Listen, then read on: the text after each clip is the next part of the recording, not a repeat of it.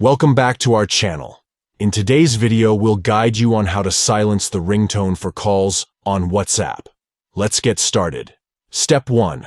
Open WhatsApp on your Android device. Step 2. In the top right corner of the WhatsApp interface, you'll see 3 vertical dots. Tap on them to access the menu options. Step 3.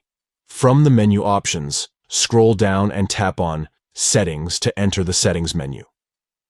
Step 4. Within the Settings menu, you'll find various options. Look for Notifications and tap on it to proceed. Step 5. Scroll down until you find the Calls section. Within this section, you'll see the option to customize the ringtone for calls. Tap on it to proceed. Step 6. From the list of available ringtones, select the option for Silent to silence the ringtone for WhatsApp calls. That's it. You've successfully silenced the ringtone for calls on WhatsApp. Now, you won't be disturbed by loud ringtones during WhatsApp calls. If you found this guide helpful, don't forget to give this video a thumbs up and subscribe to our channel for more useful tutorials. Feel free to leave any questions or suggestions in the comments below. Thanks for watching.